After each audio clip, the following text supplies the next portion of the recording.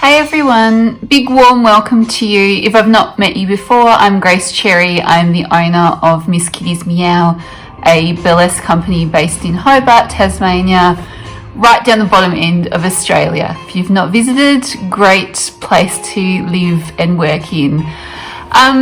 Today, as perhaps the title of the video suggests, I'm just going to show you a couple of techniques that I use when I'm warming up for fan dancing. As you can see, I'm in my home studio, got my fans behind me, and I'm about to have a practice today. And not to sound like your mother or anything like that, but it's really important, I feel like, to warm up properly before you're doing any kind of movement. And particularly with fans, they can put a bit of a different pressure on your wrists and your forearms. Sometimes just engaging muscles and movements that we might not use in day-to-day life. And I don't know about you, but I would like to keep performing until I'm about 100, so it's really important to me that I warm up fairly safely. And something that I don't feel like is maybe shared a lot in the wider burlesque community is some of those boring kind of nana things, like warm up properly and do these stretches. So today I'm just going to show you a couple of little things that I do that might take you 5 or 10 minutes max at home, that you can do anytime when you're practicing with your fans. And I'm also going to show you some things that don't require a lot of room, don't require you to pull your leg up behind your ear or anything like that. So if you were going to a gig, these are things that you could totally do in a really small backstage area, whether that's a toilet cubicle, or I've changed behind some bins before, because not all of us live the Dita Von Teese life. So something that you could do even in a really small space, I guess. Okay, so I'm just going to shuffle back a little bit so you can see. And I'm just up on my knees at the moment, but you could sit cross-legged or however is comfortable. And the first thing I like to do is just take a few rolls through my shoulders. So I'm just going to go back about 8 times. You've got to say, you can never really trust an instructor's count, right, when they're teaching a class.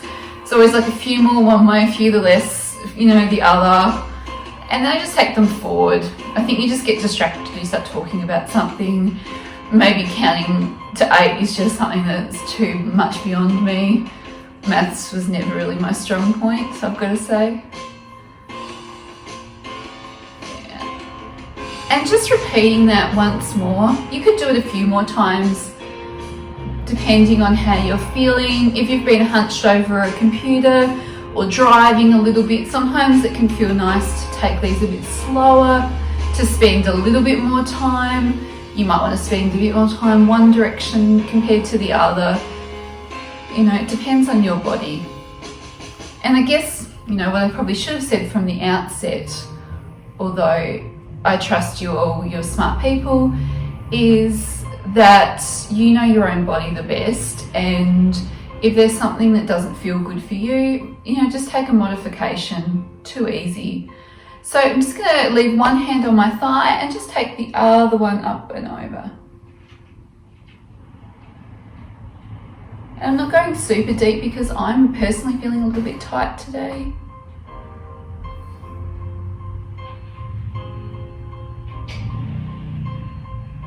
There's a little bit of background noise. It's just because I live on a fairly busy road. So even with the mic on and things, still a little bit of noise coming in. But that's okay. It's just kind of a cash video. I mean, I'm not an animal. I put some lipstick on for you all, but I'm pretty much just hanging out in my rehearsal gear at home. So, it's not my most glam look. But for me anyway, I'm really committed to, or I guess the thing that really drives me is making burlesque more accessible for people. And I've always lived in a more regional part of Australia, not in a big city or anything. And sometimes just the little tips and techniques, you don't always, just shaking out my wrists now, you don't always pick up on because you're maybe not performing as regularly or you're not around as many experienced performers.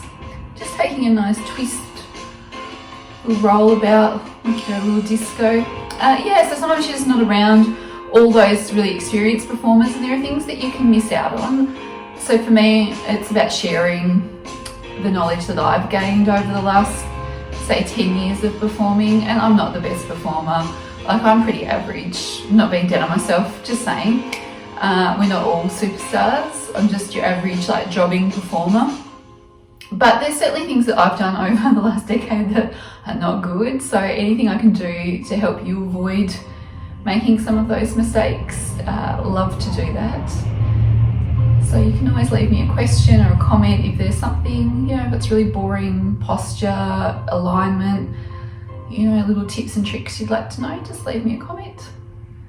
Okay, so that's just a really nice way. You could shake out your wrists again if you want. Yeah, I just like to bring a little bit of movement into my shoulders, upper back, and just more into the forearms and the wrists. Now I'm just going to take a palm stretch. So just grabbing one hand with the other and pushing it forward, and then making sure that my shoulder doesn't like creep forward, just actually pull it back a little bit. So ideally, you know, if you're doing this yourself, you might want to go a little bit slower. You might want to repeat a couple of the stretches. Just changing hands here.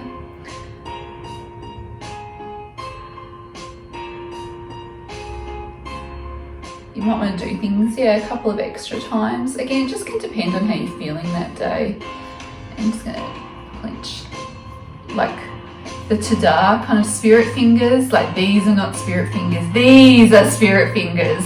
That's what I want you to think when you're like pressing your hands up. Because yeah, fan dancing, it is not hard, but it does put a different pressure on your hands and your wrists. So sometimes I don't think we always warm them up adequately. And yeah, I don't want to have like really crappy wrists when I'm older. I want to keep performing. I don't want to just be making jam in a nursing home. Not that there's anything wrong with that. Just shuffling back so I can get more of my body into shot for you.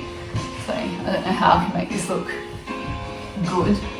Not really a good way of doing that. So I'm just going to go side on, and I'm just going to go onto all fours. So you want your hands sort of roughly underneath your shoulders here. And I'm just going to start by rocking forward and back, and I'm just going to do it 8 or 10 times, but again, you could go for a bit longer or a bit shorter, and I like to make sure the eyes of my elbows are facing each other. So just rocking forward and back, and they could be big motions, they could be small. It just depends a little bit on how you're feeling in your own body. Just a little rock. You could tuck the back toes under, you can leave them flat, it doesn't really matter. And then really push into the ground. So spread those fingers nice and wide. So I've been going forward and back for a while. I'm going to now go side to side. I've got to say, it doesn't look too hot, you know. And then again, basically in my leggings and stuff, so I'm not feeling like the sexiest version of myself. That's okay. Side to side, spread those fingers nice and wide. Pull it, and I didn't know it.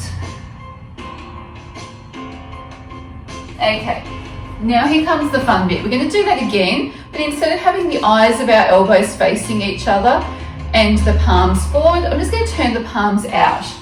Again, depends on your range of motion. Mine's pretty good, so I've got them fairly quite parallel, I guess. And again, I'm just going to go forward and back a few times, really pushing into the ground.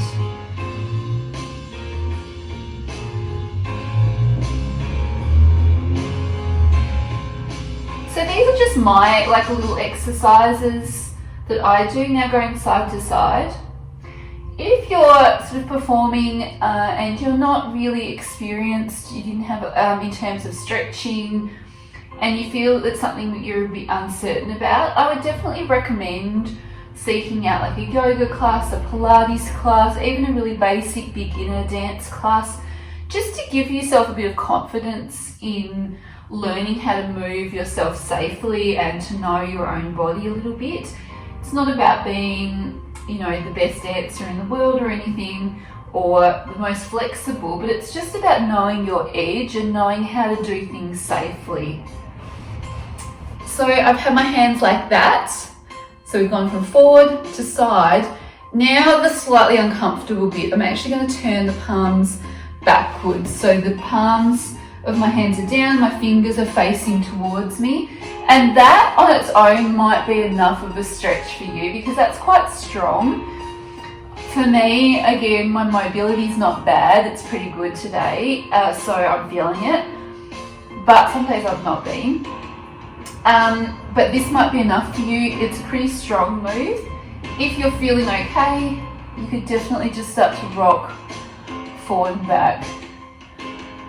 I always feel like these are sort of little moves that I don't want anyone to walk in on me doing. I just don't feel like they look that attractive. But they feel amazing.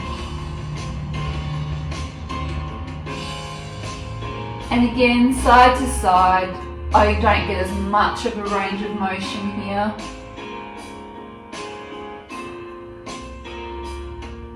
Woo.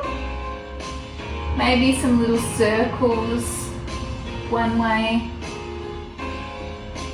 then the other. So this kind of feels terrible but good at the same time, like so many things in life.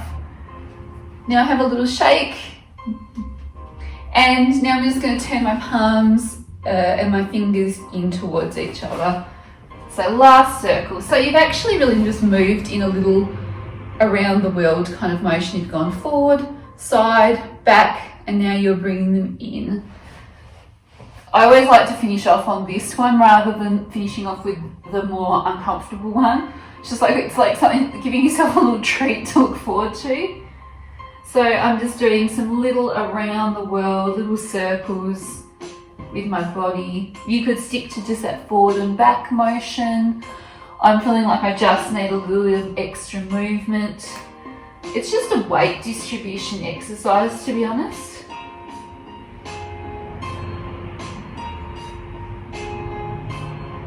And when you feel like you're pretty even, just come on back. So that's my little rotations that I do with my wrists. So I usually start with some shoulder rolls, some opening, bit of a gentle press into my palms, some gentle sort of motions in my wrists and forearms, and then I like to get much more into the palm areas and right through the fingers through that little sequence. The one thing that I also like to finish off on, or two things, is anytime I'm warming up backstage or before a class, I always do just a really basic yoga move, a down dog, and probably a dolphin as well. The dolphin's a bit stronger through the shoulders, but you could always just come back onto your knees and finish sitting like this and just getting a nice overall little check with your posture. You could come into like a child's pose and press right forward and push your bum back towards your heels. I hate that pose. I know it's like the classic yoga rest pose. It feels so freaking uncomfortable. I feel like my boobs are eating my face whenever I'm doing that. So I prefer to come onto all fours, tuck my toes under, into a nice down doggy. And I feel like this is like such an efficient pose because you get a nice stretch in your shoulders, through the backs of the legs. It's just amazing. And unlike child's pose, I don't feel like I'm sort of suffocating myself with my own boobs. And you could take this for a bit longer. I'm probably going to do a little bit of an extra warm up once this video finishes. So popping back down. Lovely, thank you so much. If there's any little tips or tricks that you'd like to hear from me about, or something that you'd like to know a bit more about, just pop it in the comments below. You know how all the social medias work. Cannot believe I said social medias. I sound like my mother. Not the worst thing in the world, but I'm also not 65. So yeah, just leave me a little comment below if there's something else I can help you with. Otherwise, just stay tuned to me and I'll see you in the next video. Bye.